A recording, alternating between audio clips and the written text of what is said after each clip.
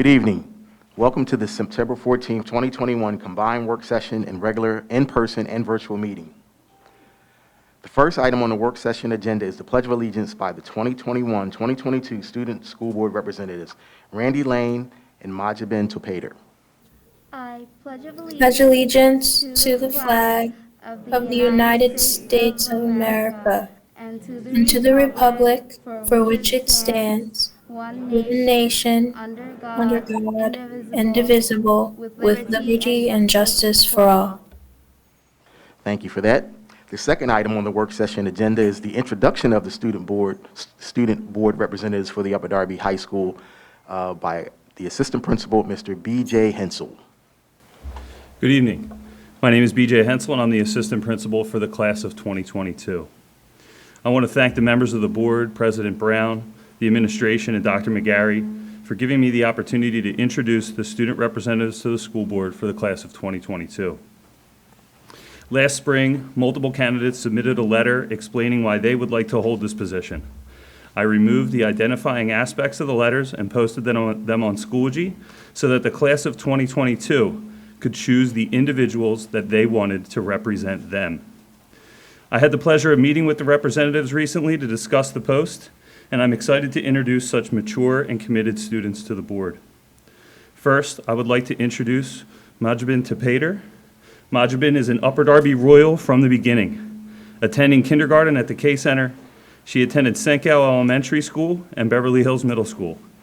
She plays field hockey and participates in many school activities, including Royal Crest, Royal Revolution, Science National Honor Society, Spanish Honor Society, Writers Inc., Mock Trial, Junk to Funk, and the Reading Olympics. Outside of school, Mahjabin works with TAB, which is the Teenage Advisory Board at the Municipal Library. They work to increase young people's interest and attendance at the library. She loves plants. Her room is filled with them. She reads a lot, stating that she read almost 150 books over the quarantine. She works at Carter's. When she does watch TV, her favorite shows are Criminal Minds and Grey's Anatomy. Her goal is to improve the district for everyone, not just for students and families, but for teachers and staff as well. Our other distinguished school board rep is Randi Lane.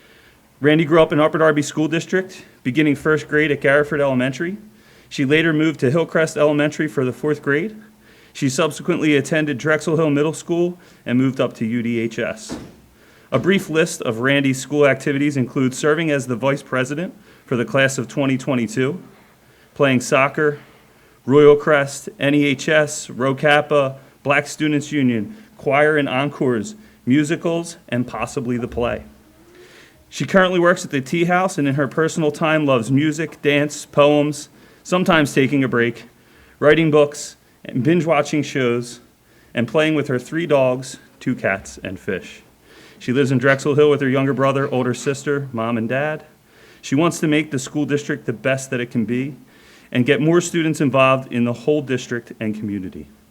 So congratulations to Mahjabin and Randi.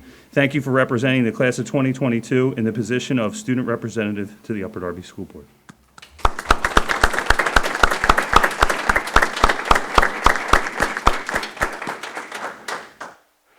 Thank you, Assistant Principal Hensel, for that introduction. We really have a good feel for our 2 new student representatives, Mahjabin and Randi, so welcome aboard.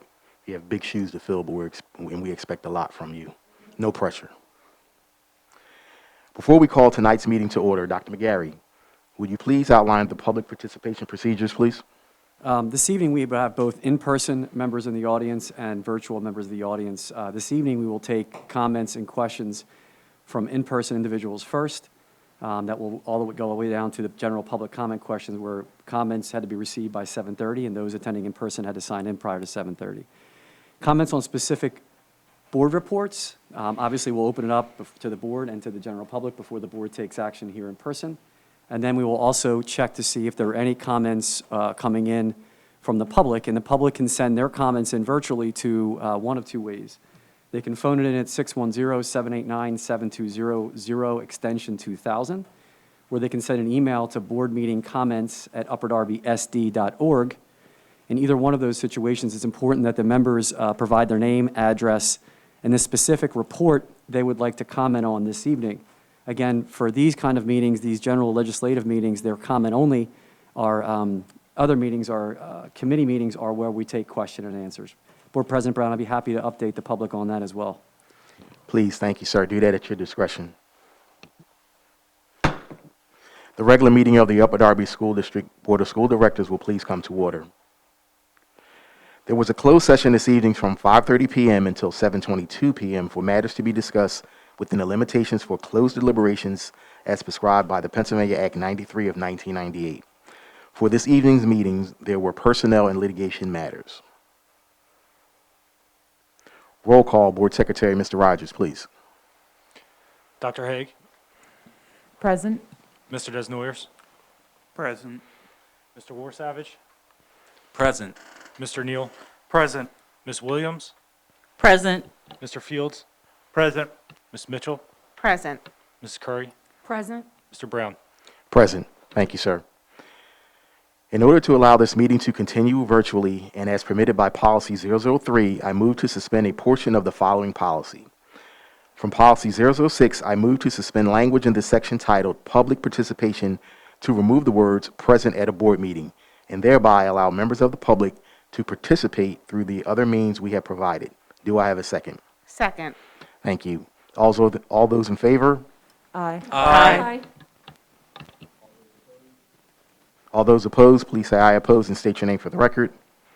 Anyone abstaining, please say "I abstain" and state your name for the record. The motion carries.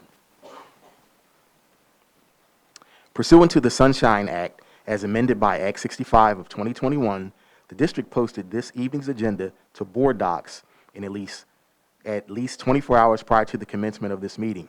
Prior to the proceedings, does the board or administration have any additional items to add or change on the agenda? Yes, Board President Brown and members of the board. We have a few items that we had to update and make changes to for this evening and add to the report. One is the distribution of ESSER funds, compensating staff who were coming in during the pandemic, and it had to be added tonight because tonight will be the last evening for the board to approve the dispensing of those ESSER funds.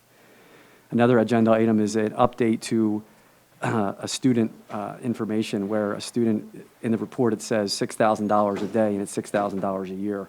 We need to make that typo change. It says a day and it should be for the year. We have another update that we're asking the board to approve the Pennsylvania Association of Ballet to use our facility. We were going back and forth with our lawyer and their lawyer to get some agreements with the information and make sure that we had everything up to speed so the Pennsylvania Ballet can use the Performing Arts Center. And then the final aspect is that we were finalizing some of our enrollment numbers as we continue to work out online learning, in-person learning. We will make sure our enrollment numbers were up to date, so we had to add the updated enrollment report to this evening's meeting. Thank you, Dr. McGarry. I need a motion to approve the additions to tonight's agenda.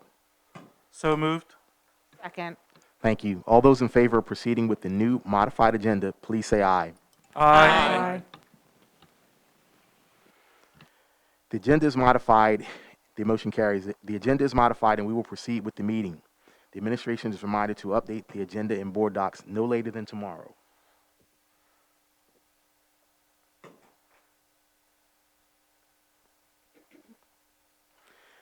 The minutes of the combined work session and regular meeting of August 10th, 2021 is in the hands of each board member and has been made available to the public.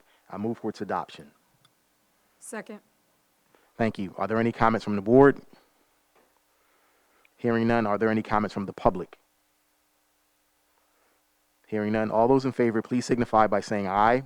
Aye. Those opposed, please signify by saying "I oppose" and state your name for the record. Those abstaining, please signify by saying "I abstain" and state your name for the record. The motion carries. The report of the secretary, please, Mrs. Williams. The report of the secretary is in the hands of each board member and has been made available to the public. I move for its adoption. Second. Thank you. Are there any comments from the board? Are there any comments from the public on the report of the secretary? Hearing none, all those in favor, please signify by saying aye. Aye. Those opposed, please signify by saying "I oppose" and state your name for the record. Those abstaining, please signify by saying "I abstain" and state your name for the record. The motion carries. The report of the treasurer, please, Mr. Neal. Thank you, President Brown. Good evening. The report of the treasurer is in the hands of each board member and has been made available to the public. I move for its adoption. Second. Thank you.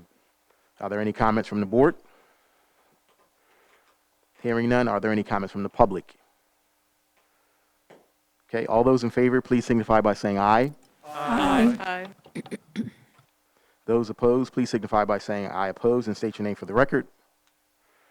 Those abstaining, please signify by saying I abstain and state your name for the record. I abstain, Mrs. Mitchell.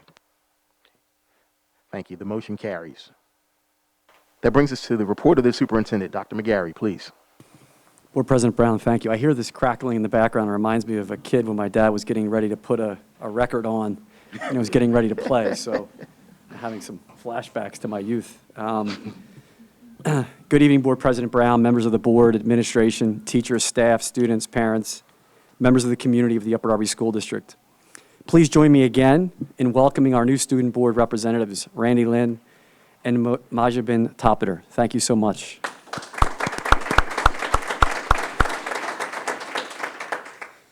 You know, Board President Brown stole my thunder a little bit, but the two of you have some serious shoes to fill. Over the last several years, we've had some really outstanding representatives of the student body, and we look forward to your perspective and what you bring to us each month, so we know that you won't hold back, so thank you for being here. This evening, I'll be providing you with an update on our reopening of schools for the 21-22 school year, our challenges and successes thus far, facilities update, and quickly celebrate our talented staff and students. On August 24th, we welcome back new teachers and all of our staff. In total, we have around 1,700 employees and over 12,000 students, including new staff. As you know, one of our goals is to recruit and retain the best staff, and we are happy to report that we're making progress in this area. To date for this school year, we have hired 60 professional employees, and a total of 96 staff members have joined our team.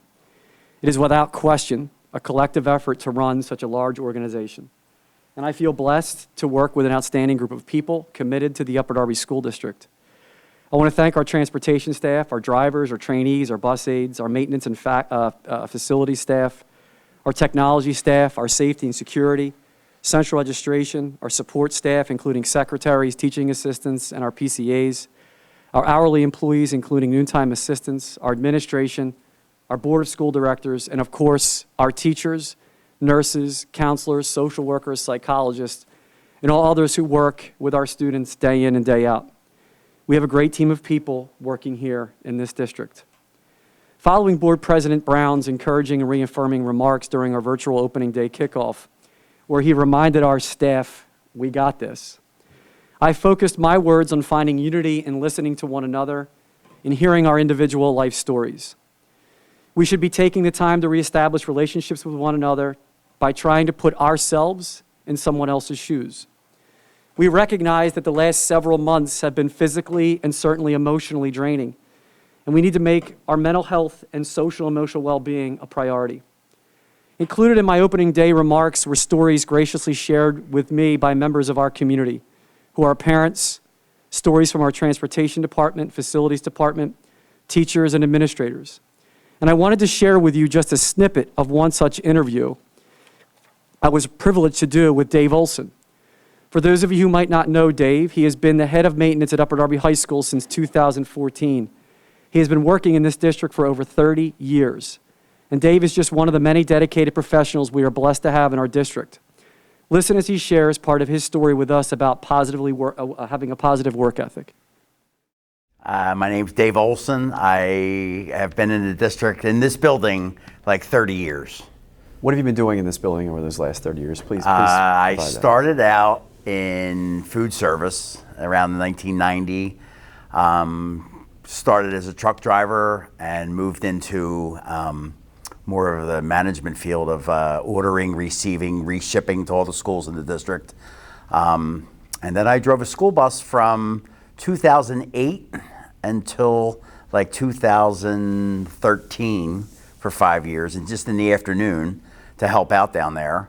And then in 2014, they offered me the head custodian job, which I kind of knew a part of because in the summertime, when food service wasn't active, there was no food service cafeteria, I was employed by the district to work in maintenance all summer long. So, Okay.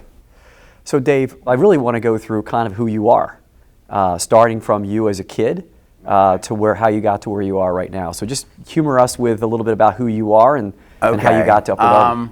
Well, I grew up strict. My dad was a Marine Corps sergeant. I grew up in Westbrook Park. I went to Westbrook Park Elementary. I went to Clifton Heights Junior High School, and then I graduated from Upper Darby in 1978.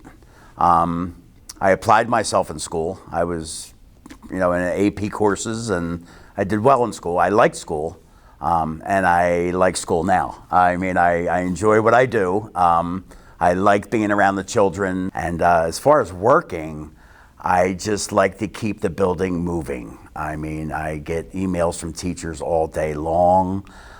This isn't working, or my heater's not working, or my air conditioner's not working, or the trash is full, or I need trash can. Whatever needs to be done in the building, me and my staff, I don't do all this by myself. I have a staff, and we just maintain the building, like the best we can. Whatever, I have to prioritize sometimes, which is more important than others, but we try to get it all done by the end of the day. Talk to me about, so you said you were raised by a military father. Right. Talk to me about how that shaped you. He was kind of strict. I wasn't afraid of my father. I got along with him. He was my best friend. I actually lost him last May. And I lost half of myself. Me and my dad were very, very close. Been fishing since we were little kids. He had a boat all his life. I have a boat of my own now. But we were just together all the time, very close knit. He was very handy. And I worked with him when I was as a little kid up as his extra pair of hands to hold something while he cut it. And that's what shaped me into the maintenance end of it. I'm very handy myself. I could do a lot in the building. If it's not, it goes to maintenance. But most of the stuff here in the high school, we handle ourselves. My name's on that, and it reflects on me. And I say, that looks good. Who did that? And they say, Dave Olson and his team. It's a reflection on us, what I'm putting my name on. I actually have a sign in my office, and it says, do a job, big or small, do it right or not at all. And my father instilled that in me. Why do it twice and spend the twice as much time or having to redo it when take your time in the beginning, do it right the first time, and you move on to the next job. So you're a happy person. I'm a real happy person. Yeah.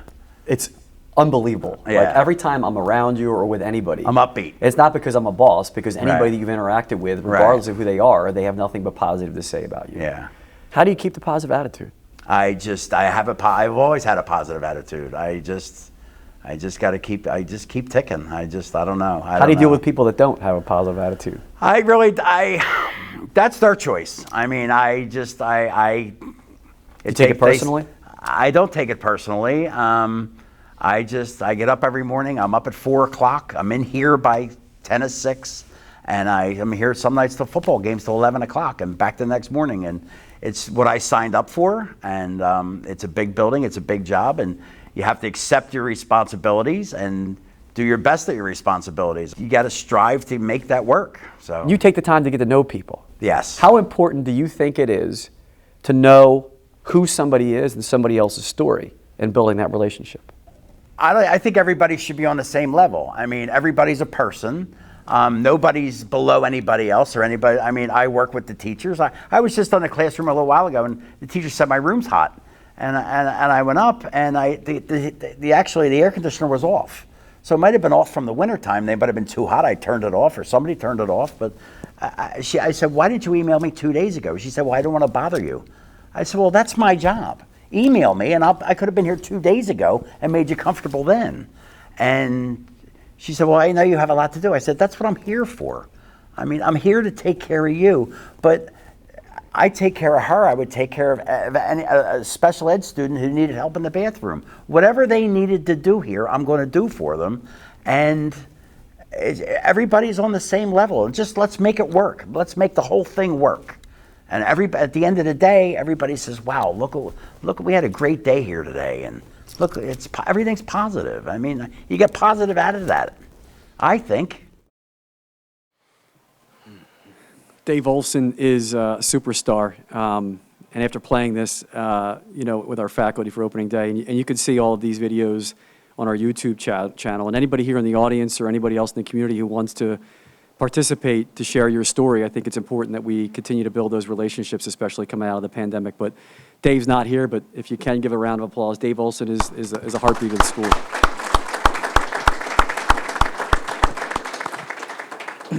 As excited as we all are and were to return students and staff to our schools for in-person instruction for this school year, the guidance and recommended COVID-19 mitigation strategies continue to present us with challenges from masking guidance, quarantine guidance, contact tracing, and staffing. And while I recognize masking requirements and guidance frustrates some in our community, we will continue to require masking of our staff and students so that we are able to keep our schools open for in-person instruction. Again, our intent in requiring masking of students, of our staff, is so that we keep in-person instruction happening. That's our goal. For as long as we can, as much as we can, the goal is to keep it open. It's not a political reason. Those are the rules of engagement that we're up against today. And we are doing our best to enforce appropriate social distancing between students. But there are times when social distancing is not possible. If our students are wearing a mask appropriately, we reduce, and this is important in the new guidance, we reduce the likelihood of having to isolate students, staff, a classroom, or even entire school. And I would like to thank right now our nurses and our administrators who have been working so hard to keep our schools open, often handling contact tracing after hours and over the weekend, certainly aspects that none of us signed on for when we got into education. So to our nurses and our administrators, BJ, folks like you, thank you so much, and to our administrators here for what you're doing to helping keep our schools open. I realize that we have not started off this year as smoothly as we wanted with respect to transportation. Prior to and during the pandemic, school districts throughout the Commonwealth and nation were and are facing staffing shortages for teachers and bus drivers and hourly staff. And I want to apologize for current delays and disruptions regarding transportation.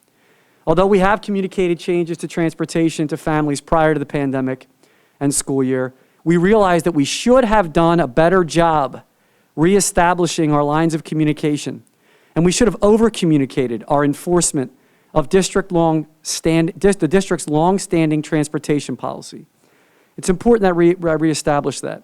We should have done a better job communicating and reestablishing our lines of communication, and we should have over-communicated our enforcement of the district's long-standing transportation policy. We should have done a better job letting families know of our anticipated delays. We continue to face transportation staffing shortages and delays in transportation, and unfortunately, we anticipate that they're going to continue. We continue to do outreach and recruiting to find and hire interested candidates to fill our current needs. We are hosting a job fair tomorrow evening from 4 to 7 p.m. for any who are interested in transportation and even being a crossing guard. Again, I would like to apologize for the inconvenience and disruptions with transportation thus far this year to the board and to the community. As a district, we are also facing challenges and successes with our facilities improvements that we will be highlighting in an upcoming Finance and Operations Committee meeting. I will begin with some of our challenges regarding our facilities improvements. We are moving forward as quickly as possible with a renovation and expansion that will take place at the administrative offices, will become our new administrative offices where the transportation is located at 8201 Lansdale Avenue. Unfortunately, we've discovered at least 13 underground tanks that we must remediate on that property. We did not know all of those tanks or these tanks existed because the district did not have any historical documentation prior to taking ownership of the property so many years ago. The positive is that the district is addressing the underground tanks and improving the overall environment in that area. The district also anticipates full approval to continue to move forward with the expansion and renovation of the Aeronautics project. As we all know, the district was delayed because there was an appeal by the Aeronautics neighbors that increased the cost of the project. Also, the timeline has been delayed because of that appeal. We are continuing to move forward with a review of plans to build a new elementary school on the Cardington property. But we want to make sure we are reviewing all potential zoning needs and variances for the project. On August 30th, we held a joint press conference with the Borough of Clifton Heights, announcing our plan to move forward together on the construction of a much-needed new middle school. The district has also completed and continues to complete the following capital improvement projects: Beverly Hills Middle School Phase 1, new bathrooms and new windows. And Bywood Elementary School has new bathrooms. All of these needed improvements are exciting, but they certainly have their challenges. We know the pandemic has caused an increased delay in delivery of certain materials. As I stated, we will be providing an update on our projects during an upcoming meeting. As we continue to work through the pandemic and facilities improvements, we will keep our focus on celebrating the success of our students and staff. And so I would like to take a moment to thank our science and social studies instructional coaches. I was informed by our Director of Curriculum and Instruction, Ms. Christine Kelly, that our coaches were highlighted for their instructional talent during a national webinar. The coaches were celebrated for their amazing work and the amazing work they do every day, most recently for their focus on promoting culturally responsive content in our classrooms. Thank you to Ms. Erin Karafides, kindergarten through first grade social studies coach, Carrie Chait, social studies coach 4th and 5th grade, and Ms. Joanna Maholland, a science coach 2nd and 3rd grade, for all that you do to support our teachers with science and social studies instruction, and for setting the example and promoting inclusive teaching and practices in our classrooms. We're also pleased to announce that several of our youth equity stewardship students, our YES program here at the high school, are finalists in the Pennsylvanians for Fair Funding Art Contest. 3 of our middle school students were finalists for the middle school age category. Amaya Alston, I think that's Mr. Alston, former teacher here in the school district, 9th grader now at Upper Darby High School. Josephine Doherty, 9th grader, Upper Darby High School. Mode Tarano, 8th grader, Beverly Hills Middle School. Nezik Abwe, 9th grade, Upper Darby High School. Josephine Doherty went on to place 2nd in the middle school age group.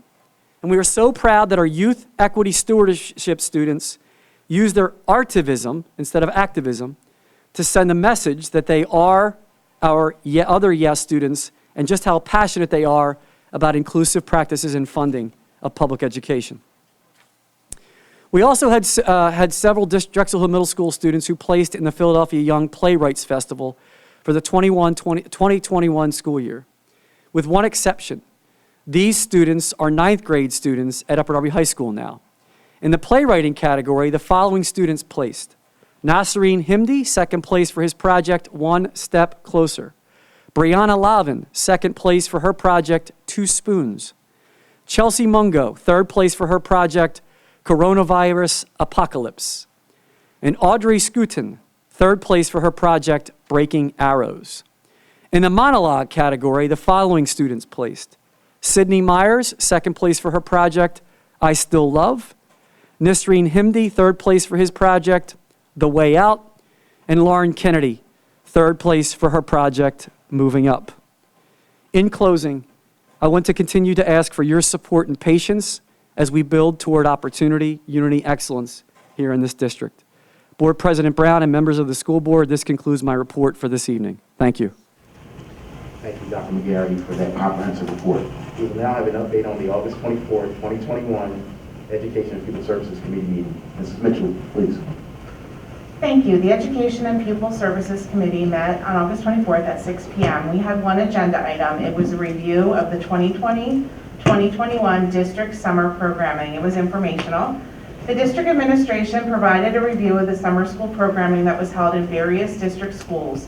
Highlights from the Summer Academy, English Learners, and Extended School Year programs were presented.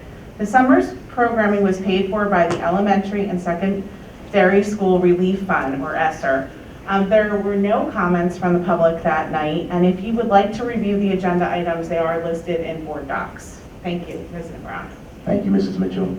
We will now have an update on the August 24th, 2021 Finance and Operations Committee meeting. Mr. Fields will read the summary. Thank you, Board President Brown. The Finance and Operations Committee meeting met Tuesday, August 24th, virtually held here in the boardroom at 7 o'clock. There were 2 items on the agenda. First item was informational. It was the Safe Routes to School Initiative update. District administration provided an update on the Safe Routes to School Initiative. These are the walking routes, best walking routes to the different schools in the district. The presentation discussed the methodologies, results, and the communication plan of the initiative. This item correlates with Goal 1 of the Upper Darby School District Comprehensive Plan. I want to make a note too that we're always looking for feedback on these walking routes, so please keep that in mind. Agenda item number 2 are about 5 policy updates. These do require board action. Briefly, policy 003 on functions, policy 005 organization, policy 006 meetings, policy 006.1 attendance at meetings via electronic communications, policy 903 public participation in board meetings. There were 3 public comments that are available on board docs to be reviewed, and the rest of the agenda items can also be reviewed on board docs for that meeting. Thank you. Thank you, Mr. Fields. The instruction and curriculum report, Vice President Curry. Thank you, President Brown. The instruction and curriculum report is in the hands of each board member and has been made available to the public. I move for its adoption. Second. Thank you. Are there any comments from the board? Hearing none, are there any comments from the public? All those in favor, please signify by saying aye. Aye. Those opposed, please signify by saying I oppose and state your name for the record. Those abstaining, please signify by saying I abstain and state your name for the record. The motion carries. The personnel report, please, Mrs. Mitchell. Thank you, President Brown. The personnel report is in the hands of each board member and has been made available to the public. Before I move for its adoption, I do want to congratulate, I know in this report it's not all 96 staff members that have joined our team, but I would like to congratulate those who have joined the Upper Darby family. Welcome to the district.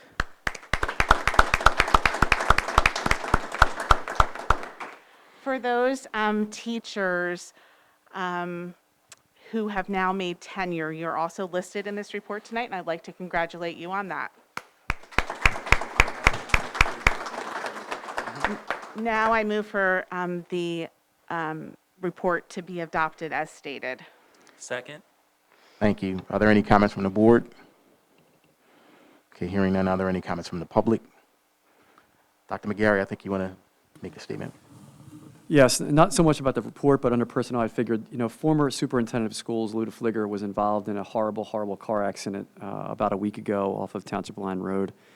Good news is he's been being moved to a rehab facility, but he suffered some significant injuries, and I wanted to pass that along. I know I see some faces who have known Luda Fligger for a long time as a community member, and just keep him in your thoughts and prayers.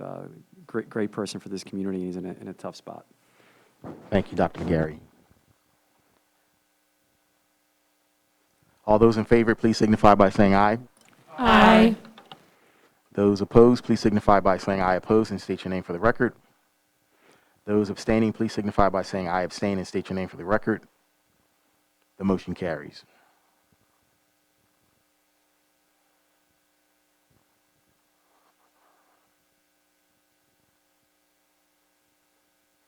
The policy report, please, Mr. Desnoyers. Thank you, President Brown. There is one policy going through a first reading this evening. That is Policy 204, attendance. Last month, the board finalized extensive changes to this policy, driven by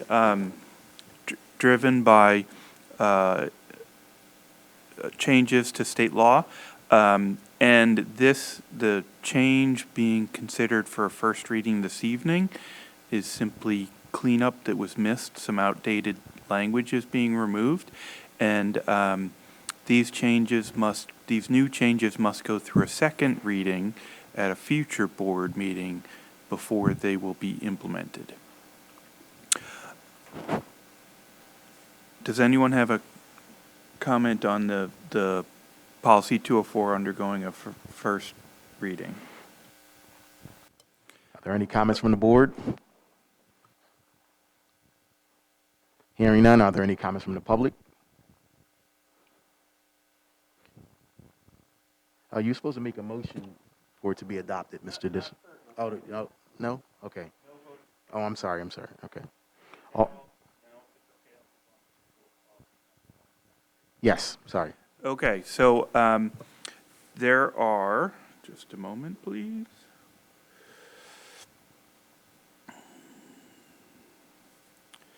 As Mr. Fields said a minute ago, there are 5 policies up for a second reading this evening.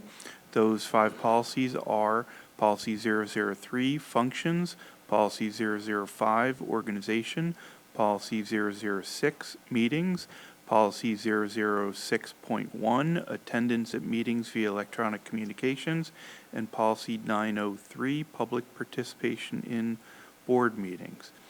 So the policy report is in the hands of each board member and has been made available to the public. I move for its adoption. Second. My apologies, Mr. Desnoyers. I was one screen ahead of you. Are there any comments from the board? Yes, I would just like to briefly state these are the changes in these 5 policies are the result of the full board discussion at the July 27th Finance and Operations Committee meeting, and the changes represent an updating of how the board would like to run its meetings, and some significant changes are the fact that we are the board has made permanent a change that was made in the pandemic, allowing comments to be submitted via telephone and email, and those comments, time allowing, will be read aloud at meetings. This is in addition to, now that we are back in person, allowing in-person comments as before. So there are other changes as well. They are described in the summary of policy changes document that is posted to board docs. Thank you, President Brown. Thank you, Mr. Desnoyers, and thank you for pointing that out. We are allowing more ways for the public to be engaged, not just the things we implemented during the pandemic. So we're adding to ways to engage with the public. Are there any other comments from the board? Okay, hearing none, are there any comments from the public? Yes. Step up, please say your name and your address. Jim Burrows, 447 Hampshire Road, Drexel Hill. Just one comment. I think that because citizens have taken the time to come out here physically in the building, in this room, I think you should state that they should get the priority. They do. Okay, as long as it's in the policy. I don't have a copy of the policy, but if, maybe if you could direct me to it, that'd be great. It's posted to board docs, and that change is being specifically implemented with the vote we're going to take in a minute. Okay. On this policy. Yeah, I just thought that was a new policy. So, okay, thanks.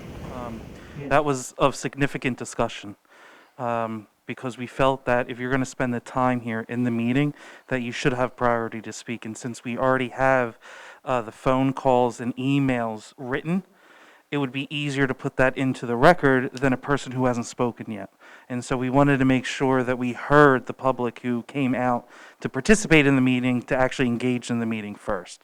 So the board did decide that at our last board meeting, and hopefully with tonight's vote, we'll make it official. Thank you, Mr. Neal. Are there any other comments from the public?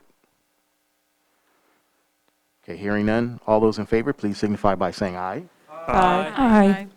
Those opposed, please signify by saying I oppose and state your name for the record. Those abstaining, please signify by saying I abstain and state your name for the record. The motion carries. The supplies report, Mr. Warsavage. Thank you very much, President Brown.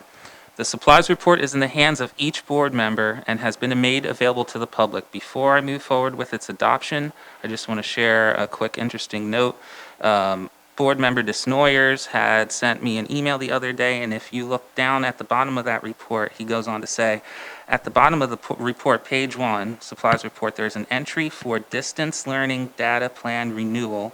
Last item in the entry states proposal is in accordance with Massachusetts telecom contract such and such. And when we sought that clarification from our board secretary, he was kind enough to respond with this. This service is being purchased off of a Massachusetts purchasing contract that is supported/accepted by the Commonwealth of Pennsylvania. Basically, we are piggybacking off of the Massachusetts contract that is currently being recognized by the Commonwealth. Just wanted to add that, and I move forward with its adoption. Second. Thank you. Are there any other comments from the board?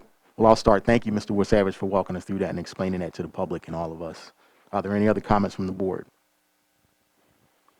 Hearing none, are there any comments from the public?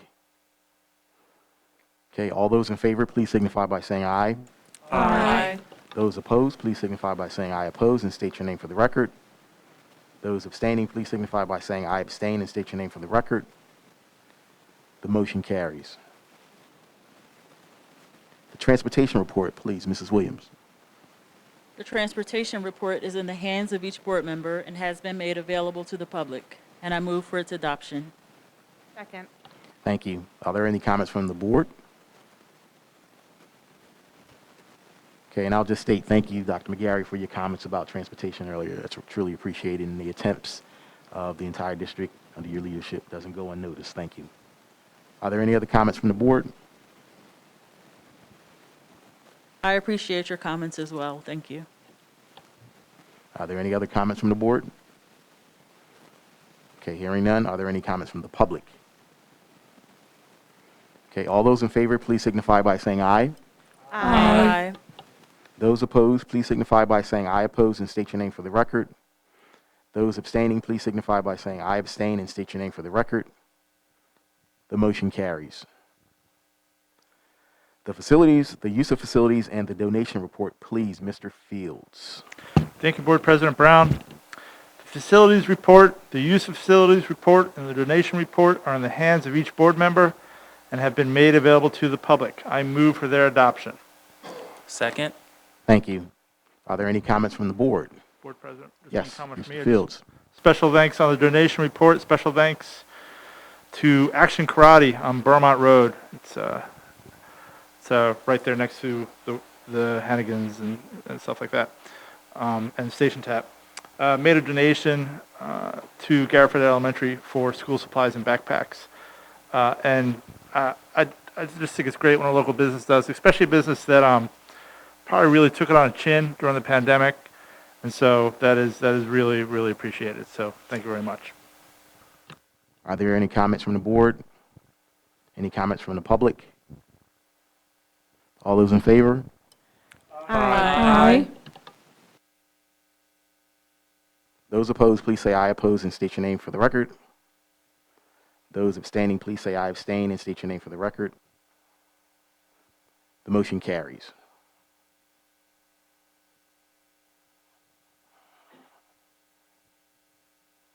The finance and budget report, please, Dr. Haig. The Finance and Budget Report is in the hands of each board member and has been made available to the public. I move for its adoption. Second. Thank you. Are there any comments from the board? Is the second correct?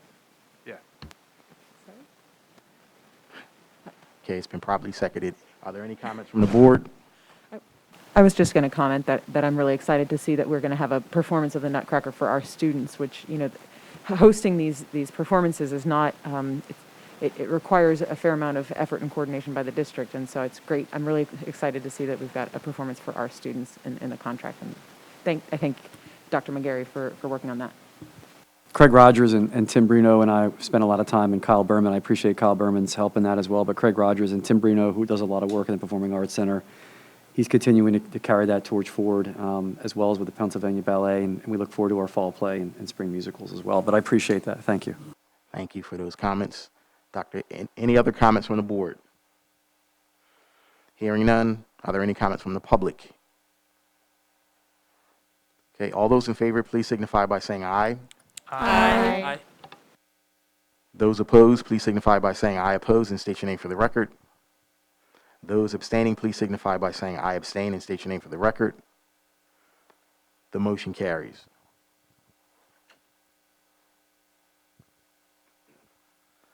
Okay, that brings us to our Committee, it says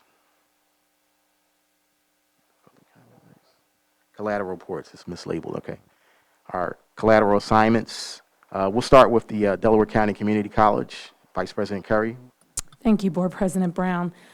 The Delaware Community College released a press release on August 26th in regards to students, faculty, and staff as of January 1st, 2022.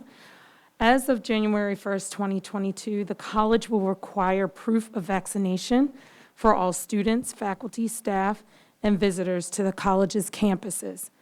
There will be an exemption option for those students who may have reasons for not taking the vaccine. And we will, of course, continue to offer online courses and support services so that the educational progress of students will not be interrupted, Dr. Gates Black said.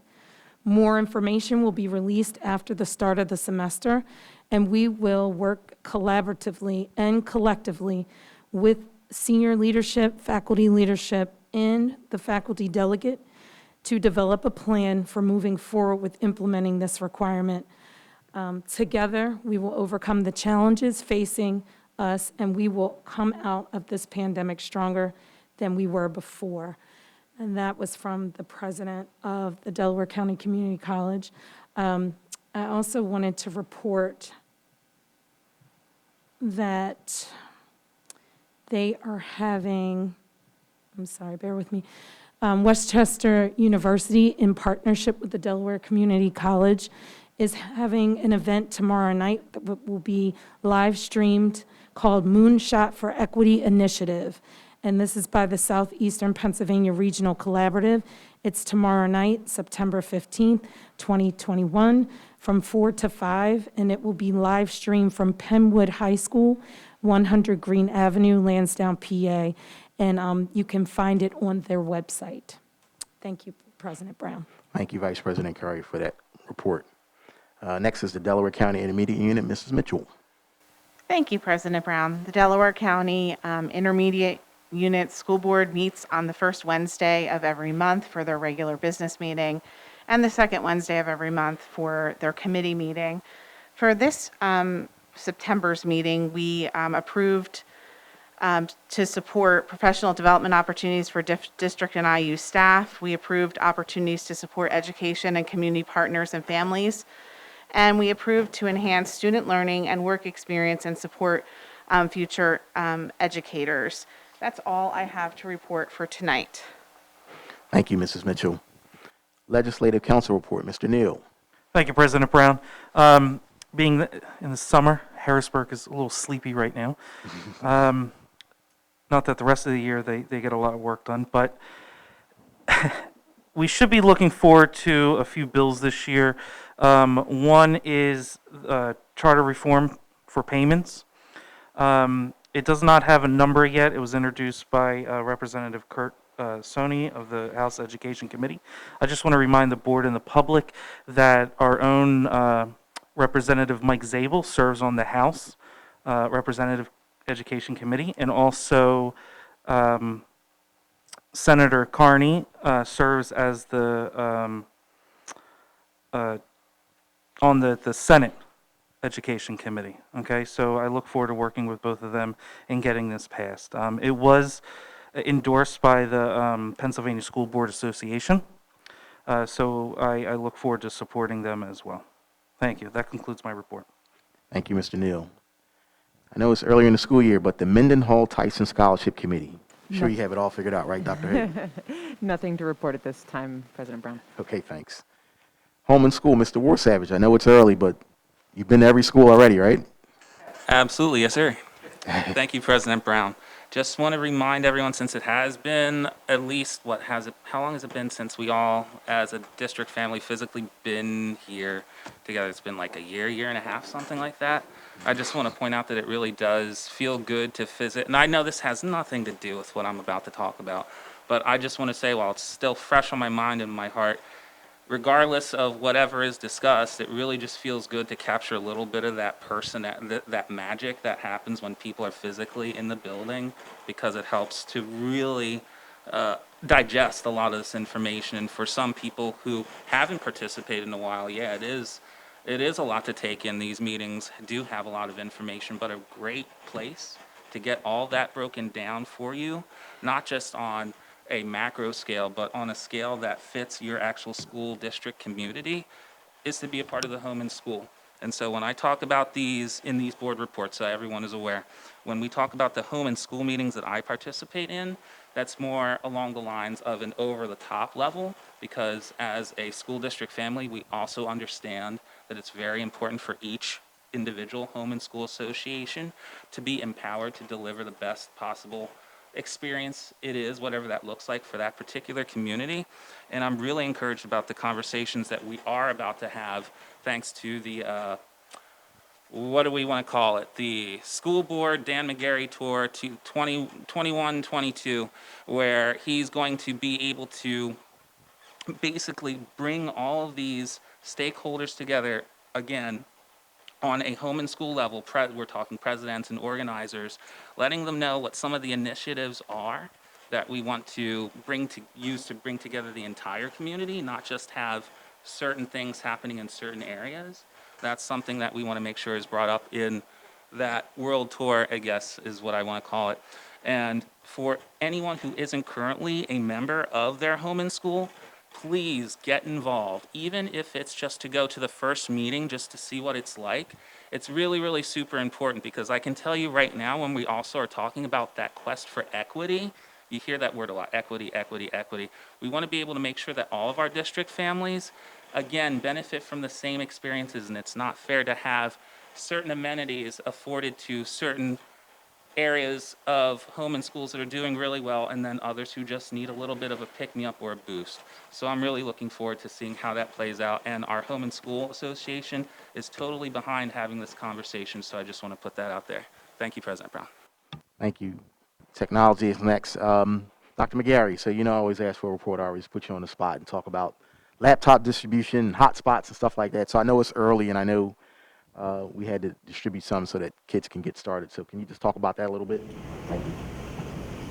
Yes, Board President Brown, thank you. We've taken to putting out a pandemic mitigation document, and we update it and date it each month when there's a change. In that document, parents and families that are here that are in need of a hotspot, there's an explanation of how you can go and get a hotspot. We ask that you contact your social worker or principal in your school. If you need Wi-Fi access and a hotspot, we can make that available to you. If you need that for your students to engage if they're learning virtually. As we close out the last school year, other than students who were engaged in summer learning or extracurricular activities, we took our computers back, cleaned them up, got them back ready to go. And as we open the school year, we're now issuing them back out for one-to-one learning. One of the conversations that we're having, Board President Brown, about that is this idea of, during the pandemic, there was the concern about kids on their computer too much and being in school and being on the computer a lot. But we are navigating more towards using that technology and getting used to taking the computer to and from school with students. So we're still working on navigating the comfort level with that, but we are a one-to-one district now as a result of the extra dollars received during the pandemic. So every student has a laptop, and we're excited about moving forward with that. We have not ramped up our giving out of the hotspots yet, but I'll be sure to give you an update as parents need more of that access. Thank you very much for that report. Next is PSBA, Mr. Desnoyers or Mr. Warsavage or Vice President Curry. Anything PSBA related, any of you? I guess I'll go and just say in a few minutes the board members are going to vote in the PSBA officer elections, and I should congratulate our own President Brown, who is up for election to a PSBA officer position. So congratulations, President Brown. Thank you. I suspect it would be a landslide, by the way. Not what I wanted you to do, but okay. Policy liaisons, Mr. Desnoyers or Mr. Neal. Anything for policy? Yes, I have something. So the board this evening approved changes to, I believe it is 5 policies. Those are the policies that are on the policy report second reading, and they govern meetings. And those, as I mentioned when that report was being considered, those changes were originated from board members and incorporated changes into the structure of meetings that the board itself wanted to see. At the same time, this board meeting, there were a couple things different than our last in-person meeting prior to the pandemic, such as voting on the change additions to the agenda, and the fact that the agenda now has to be posted 24 hours in advance. Those changes are driven by, as someone said, changes to the Sunshine Act that were implemented with Act 65 of this year at the Pennsylvania state level. And so starting next month, the board will consider additional changes to the same policies for which we approved changes tonight that will bring our policies into compliance with changes in law, so that to get details on these additional changes to how we're going to run meetings, or how we are running meetings, members of the public don't have to look up Pennsylvania state law. Thank you. President Brown, if I may, I would like to thank the board and the administration and their team for the work this past summer regarding these policy changes, and really the rest of the meetings, because some school districts, many people may not know this, actually sometimes skip a month or two in the summer. But here in Upper Darby, we are going through all summer, twice a month. So I just want to say my appreciation and thank you to the board and the administration for working hard throughout the summer. Seems like we never get any vacation time, but we're here because we care about our students, and we want to make sure this is the #1 school district in the state. So thank you again. Thank you, Mr. Neal. Communication. Well, first I want to say thank you for the work you and Mrs. Mitchell, Dr. Hagan, Mrs. Mitchell did last year on the communications reports. That was a lot of work. That's extra work, extra duties as assigned, and you did a great job informing the public and keeping them up to date on school district related matters. So now, please, Dr. Hagan, I'll start with you. I just wanted to, to remind people that our September update will be coming, but I also wanted to reiterate, because I know that some members of the community, they may not have children in the school district, they may not be receiving these updates, so I just wanted to point out that on the district website, if you go to the school board tab, then there's a link that says School Board Monthly Updates, and that will show anyone in the community how they can sign up for those updates. So it's just, we're always looking to make sure that we're communicating to the whole community and not just to the families that are in the district. Thank you. Mrs. Mitchell. That was perfect, Dr. Haig. That's exactly what I was going to say. All right. I think that completes our collateral assignment reports. New business now, right? So we'll turn it over to Mr. Rogers. So as Mr. Desnoyers had mentioned, we will now conduct a poll vote to elect the PSBA officers for 2022. Each board member has been provided the biographies of the candidates. I'll call on each board member and go through each position. Please state the candidate that you are choosing, or state that you're abstaining. So first up, we have. So hold on. I just want to say I'm abstaining from the East Zone representative vote because I'm a candidate. So the first position I'll poll the board on is the president-elect. So we'll start with Dr. Haig. David Schapp. Mr. Desnoyers. Sabrina Backer. Mr. Warsavage. David Schapp. Mr. Neal. David Schapp. Ms. Williams. Sabrina Backer. Mr. Fields. David Schapp. Mrs. Mitchell. David Schapp. Mrs. Curry. Sabrina Backer. Mr. Brown. David Schapp. Thank you. Next up is the vice president position. Dr. Haig. Allison Mathis, and I'll just point out that she is unopposed, just for the public's information. Mr. Desnoyers. Allison Mathis. Mr. Warsavage. Allison Mathis. Mr. Neal. Allison Mathis. Mrs. Williams. Allison Mathis. Mr. Fields. Allison Mathis. Mrs. Mitchell, Allison Mathis. Mrs. Curry, Allison Mathis. Mr. Brown. Tough choice. Allison Mathis. Thank you. We now have the East Zone representative.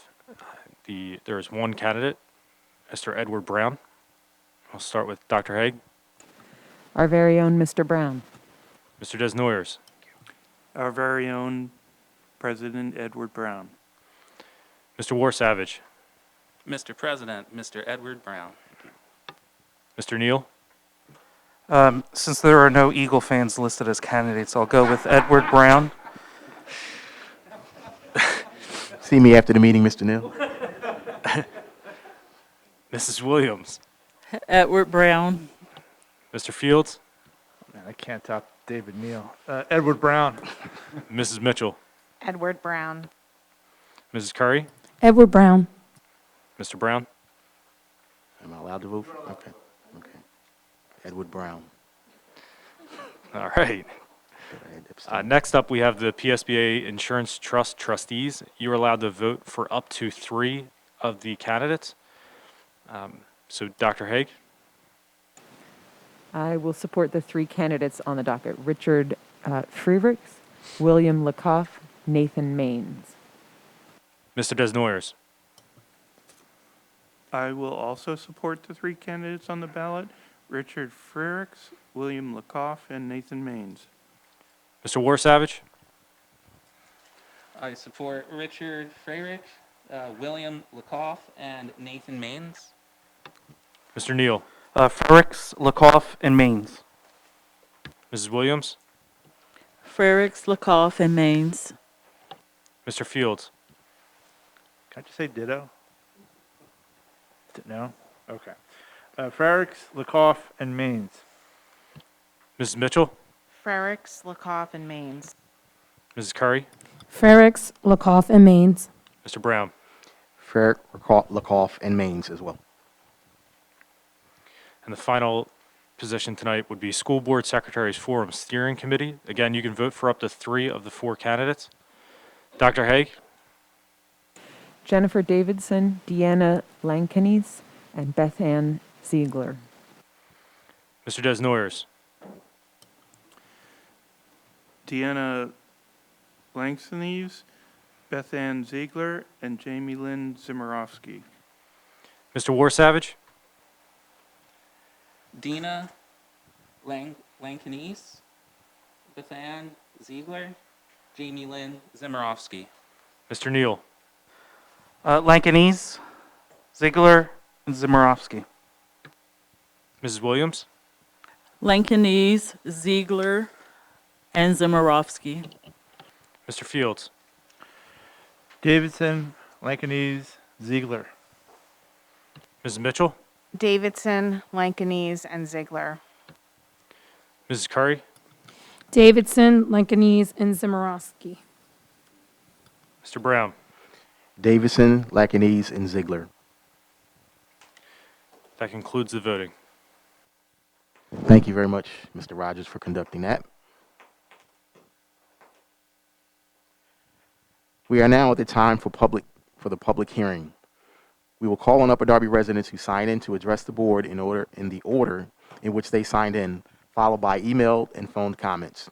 We would ask that you come forward, give your name and address, and present your comments in the 3-minute time limit. I think Mr. Rogers will keep time, correct? In accordance with policy 903, the time allotted for general comments, both in-person and submitted comments, will not exceed 1 hour. And that's for the total. Point of order, President Brown. You said Upper Darby residents. I just want to make sure it's clear it's Upper Darby School District residents, which would include Milbourne Borough and Clifton Heights Borough. Yes, I believe that's correct. Mr. Berman, you concur? Thank you, sir. Okay, we'll start with Mr. James Burrows, please. Jim Burrows, 447 Hampshire Road, Drexel Hill. Do I start now? Hi? Yes. Hi, I'm coming here tonight because I have a fair amount of concerns about critical race theory being snuck into our school district. And I'm going to explain how I came to this conclusion. Last year, there was a fundamental shift in your language from equality to equity. which is straight out of Kimberly Kennesaw's critical race theory. Along with that is other terms such as implicit bias, and it's also other things such as systematic racism. And I'm hearing these terms a lot. So I'm going to bring this back, and I did a lot of research into this. It seems like this is a phenomenon coming down from the state, and there is funding tied to this, and it's through their equity and inclusion department. That is also being propagated through the teachers union, right? The PSEA. And I know that because they're having a seminar on October 4th, Nice White Parents. And I've asked that I could actually attend that one, because I really want to know what they're going to have to say. Because personally, I think I'm a nice white parent. So far, I've not been able to get in. So maybe you guys could help me get in that, because I would really like to attend that workshop. Anyone who doesn't believe me, it's right there. That now culminated into Upper Darby Rising. So now we're talking about our school district specifically. If you read the 78-page document, and I suggest everyone does, you will find it littered with implicit bias, systematic racism, and, of course, equity. I'm going to be very clear. It is toxic. Critical race theory puts race at the center of a student's identity. It is absolutely toxic, and it is creating the system of racism that it's purported to prevent. You are the system. If you believe in critical race theory, you are the racist, and you're instituting racism in our schools. So I appreciate everyone that took time out for a very long meeting with the administrators so I could air my concerns. I look forward to working with you in the future to make sure that we are being equal to our students and they're not looking at equal outcomes, which is what equity is. We're making sure that they have equal footing to compete. Anyway, my time is up. A lot to say in 3 minutes. And again, I look forward to looking forward with you. Thank you. Thank you. Thank you for your comments, Mr. Burrows. Next, Kathleen Kinney. Hi, Kathleen Kenny, 504 Wild Avenue, Drexel Hill, PA. I'm here tonight to talk about one of my passions. Does anyone on the school board know about our Best Buddies program? No, you don't, because nothing's being done. Best Buddies was proposed at the June 18, 2019 school board. And you can look on the school board docs. And it was proposed by Kate Flanagan and Amanda Rementer. What was proposed at the school board meeting never came to fruition.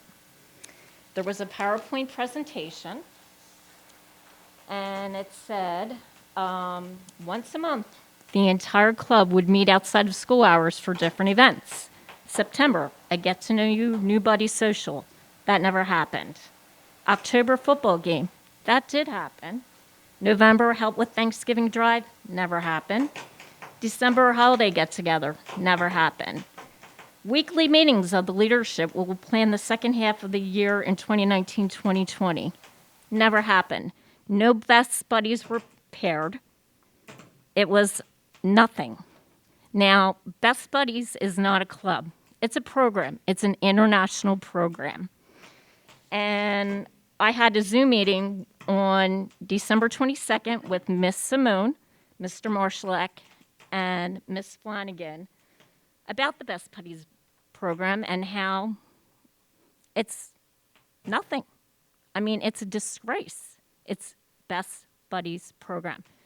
One of our things is unity. It's bringing our special needs children together and our general ed children together.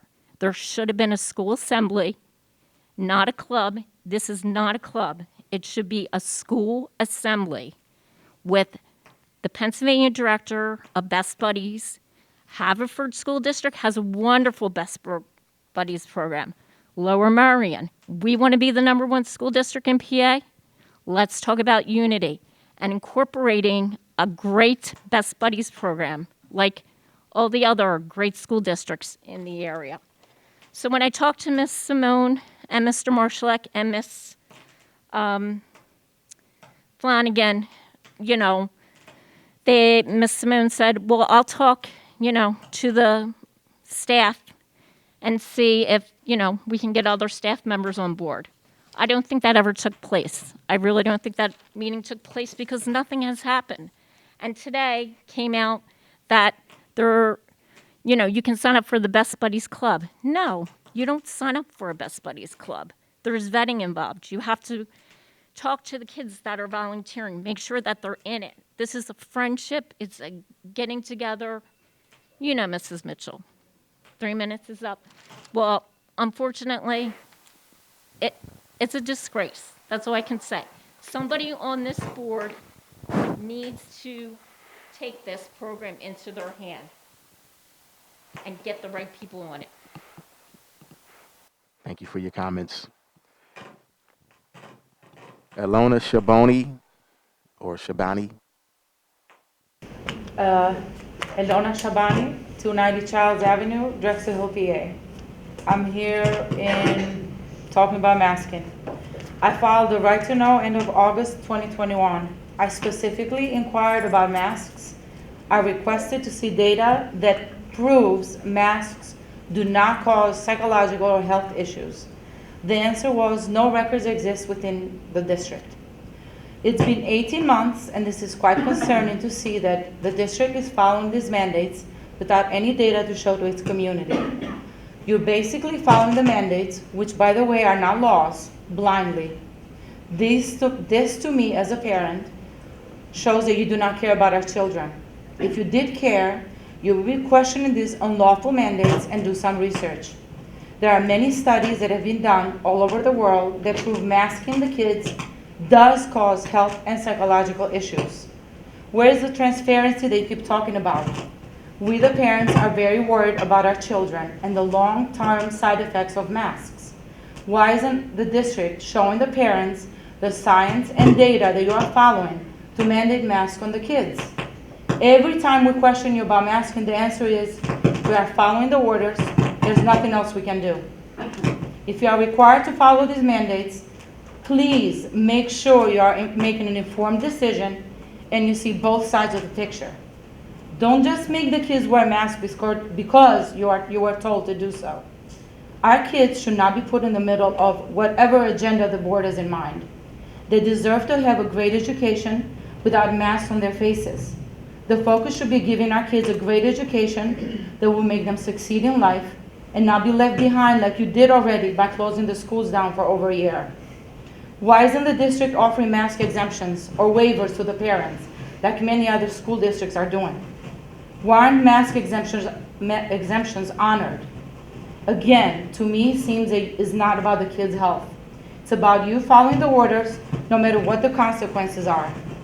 Well, the consequences are our children, and we, the parents, do not want our kids to suffer anymore. We elected you, you work for us, you need to listen to us. Stop ignoring our concerns and make masking optional. As of today, there is no law passed in Pennsylvania that makes masking legal. Is the district accepting full legal responsibility by enforcing masking and any health issues caused by it? Stop masking our kids. Please start listening to the parents. Masks should always remain optional. It's our kids, our health choices. Your job is to educate them. Again, masking should be optional. They deserve to breathe freely. Please do your research. Thank you. Heather Rooney. Heather Rainey, 1127 Hollywood Avenue in Havertown.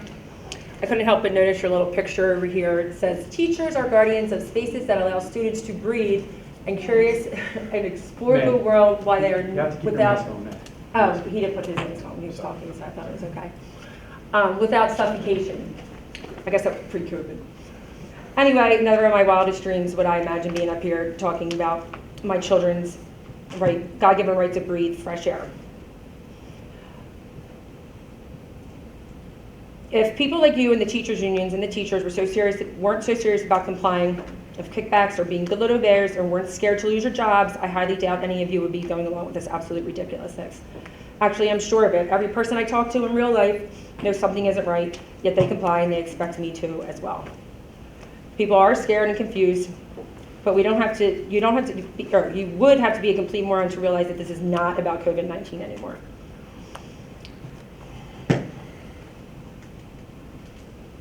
I don't know how people can possibly sleep at night knowing they are enforcing a mandate that cuts oxygen levels to a developing child's brain by 20%.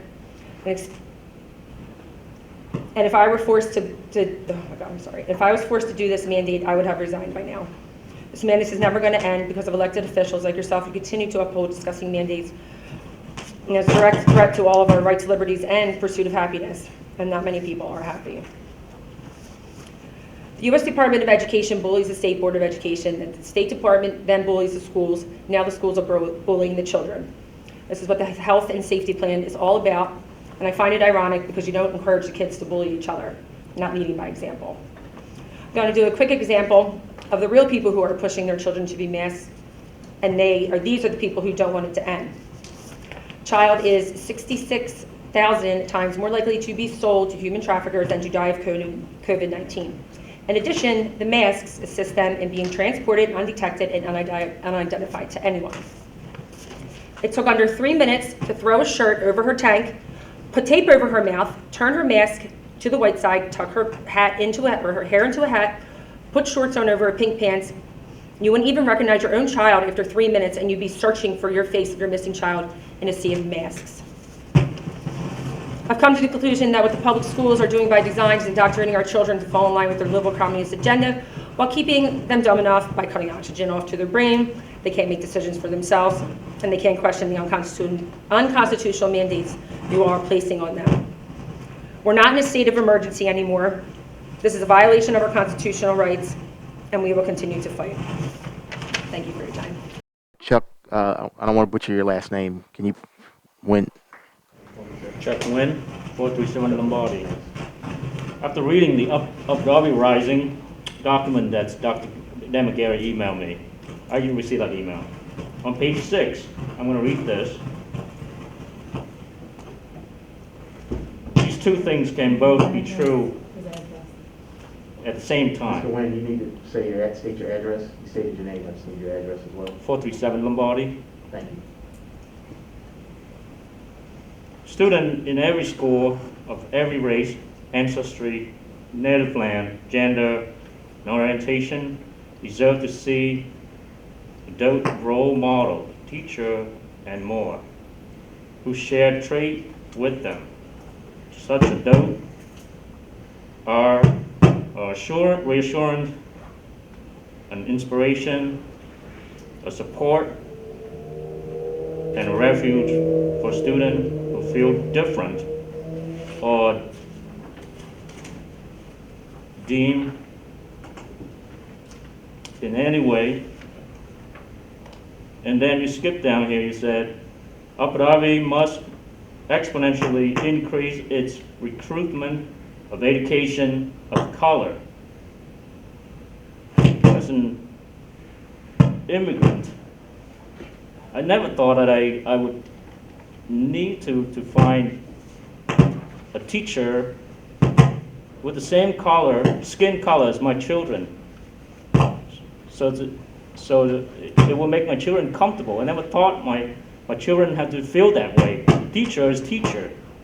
I need this school board rethink this document that you sent it out. We don't need to exponentially hire more teacher of color. We need to strive for excellent teacher. I don't need my student walk into school and come home and I have to ask them, did you have a teacher with, with some color? What color? I don't ask my student that. I mean, my child that. Why would you even send this out? It's insulting. Teacher needs to be excellent teacher, regardless of the color. I hope you listen to that. Asian American like me, I don't need that. Stop doing that. Abu Dhabi Rising document needs to be scrapped and redo. Take that language out. We need to hire more excellent teacher, not teacher of color. Thank you. Okay, thanks. Next, Mr. Bill Kaplan. Hello, my name is Bill Kaplan. I live at 241 Highland Avenue in Upper Darby. Thank you for opening this up again, Mr. Brown, Dr. McGarry, everyone who works for the school district. I guess I just wanted to start by saying I start with the place where you are either public servants or hired by the school district, and you are doing what you are either hired to do or elected to do, which is serve with integrity and making the best decisions. So I just start from there. And I really can't wait to get back to the places where, you know, the Best Buddy program, like this is what should be at the center of this. I don't know what kind of programs our kids need, what kind of buildings they should go to school in. That's where we come in as parents, to hold your feet to the fire, so to speak. I believe in this idea of protecting our students against this COVID virus with masks, with distancing, with every precaution available, and I appreciate that. And I also appreciate the kind of initiatives to bring our school district to reflect the people who you are serving, the families and the communities. The way we are teaching our children about equity really matters, because until the systemic racism doesn't exist, then we are having to educate people about its effect on people's bodies and its effect on people's careers. So yes, we want everyone to be seen as humans, but at this point, that's not happening. It just doesn't exist. And as someone who is of also a mixed race, I believe that this is a bold step, because many people are under this impression that what this is doing harm to our children, but what it's really doing is bringing them the opportunities that I fought for as a veteran and that my father fought for as a veteran to all people who deserve it. So I just appreciate being here. I appreciate holding you to the fire.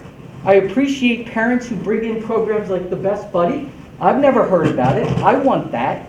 And that's the kind of dialogue we should be having here, is what we need in this school.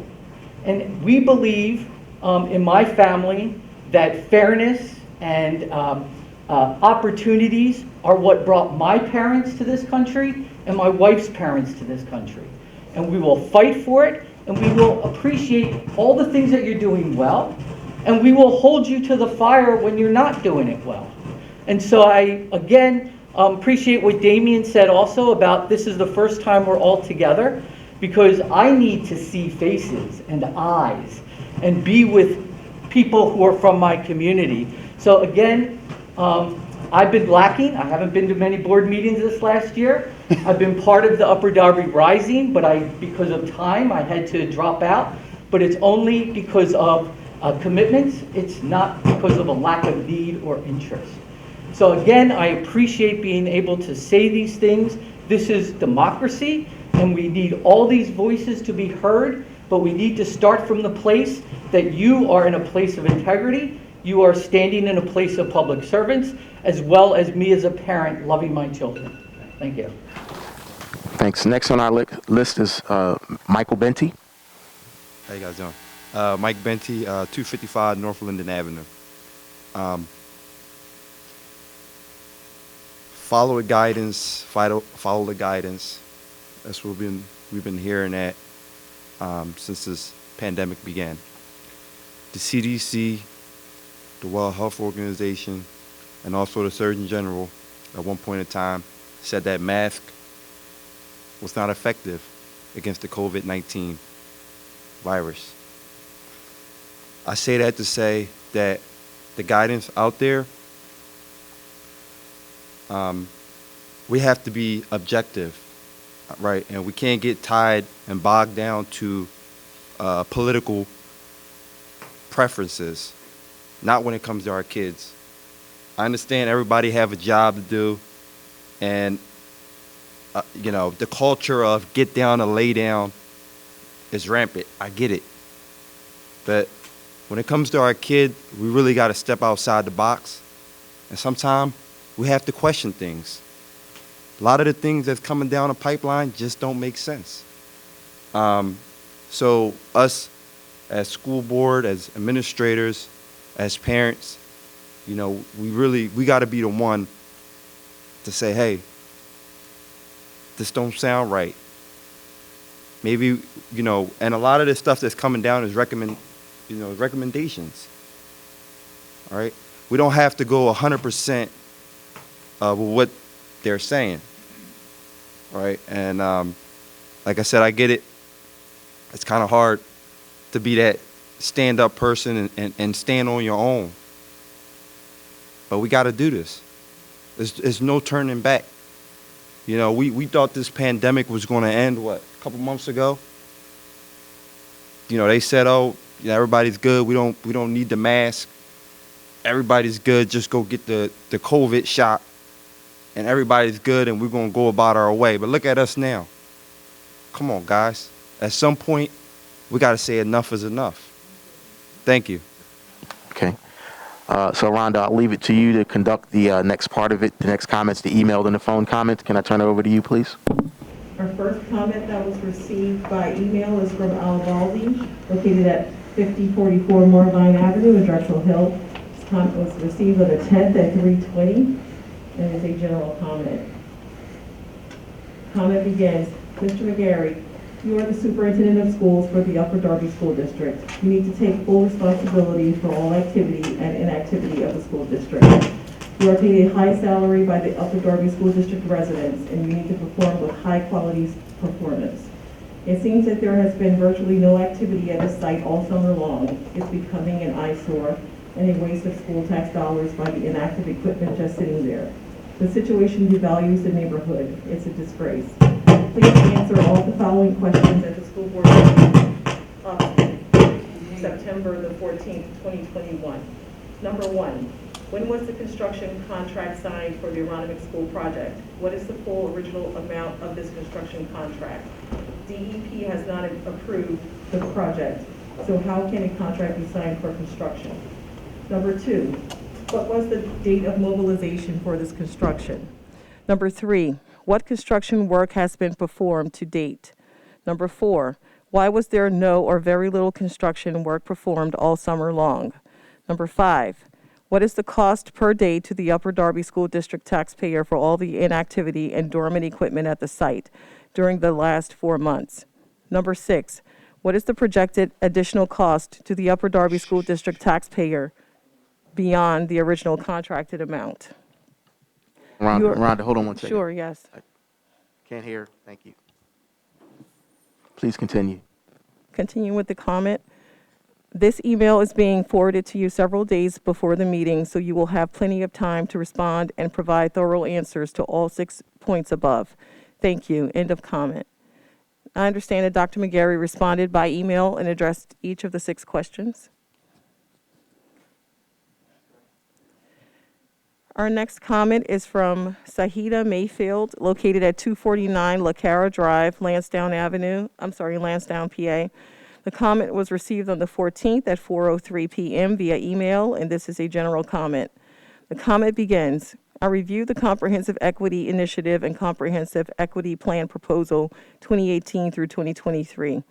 I observed that previous board meetings summer extended the ELL English Language Learner services were discussed.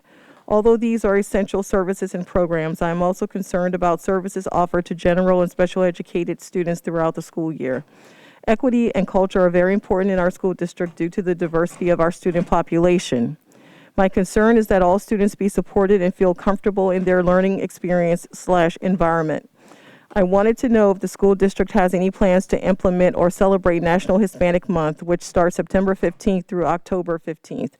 This celebration would be of histories, cultures, and contributions of Hispanic American citizens. I would like to see more activities, programs, and events that embrace the cultures of all of our students. My daughter at Upper Darby High is a part of the Black Student Union. I feel it is important for all students to experience their culture being represented in their school. Just as students should be aware of the different cultures, teachers should be culturally aware as well. Will the school district offer culturally competent curriculum professional development for teachers? As educators, in order for our students to accept and embrace different cultures, educators have to model that acceptance. I just wanted to follow up with my concerns or student safety traveling to and from school. My daughter attends Beverly Hills Middle School since the school year has started.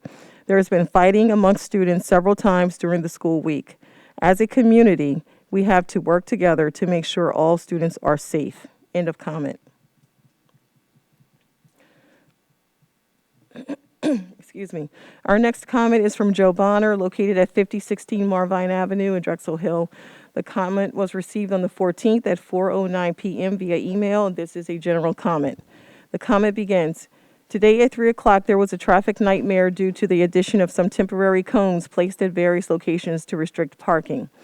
A gridlock developed at St. Dot's students were crossing, as St. Dot's students were crossing Vermont at Marvine Ave, and cars were backing up on Marvine Ave. I was almost run over as impatient parents turned up Marvine away from Vermont at a dangerous speed. Thankfully, no students were injured. This will be the quote-unquote norm when the expansion is completed. End of comment. And President Brown, that ends our comments for this evening. Thank you very much, Ms. Buford. Dr. McGarry, I think you have some comments. Thank you. Yeah, just to Ms. Kenny's, Chris, how are you? Ms. Kenny's comment. I do want to say that I know there was a presentation made under the leadership of Mrs. Simone in 2019. I will certainly say that the board doesn't have to take on that responsibility. The administration will, as far as the Best Buddy program is concerned. I know Mr. Marshallak and Mrs. Simone put a tremendous amount of time and effort into the high school, and I know that her heart's in the right spot to make all these things happen. It's just a monster job here at the high school, and I know Mr. Marshallak does a tremendous job as well. So I'll make it a point to have a conversation with Mrs. Simone and Mr. Marshallak, but I do want to say that Mrs. Simone did put together a presentation in 2019 here for the board on the Best Buddies program. So it's not as though Mrs. Simone is not concerned or not interested in the program, and I just wanted to make sure that the board's been made aware of that. Is there a motion for the adjournment of the meeting? So moved. Thank you. All those in favor? Aye. The meeting is adjourned. Thank you for coming out, everyone, and thank you for attending online if you did.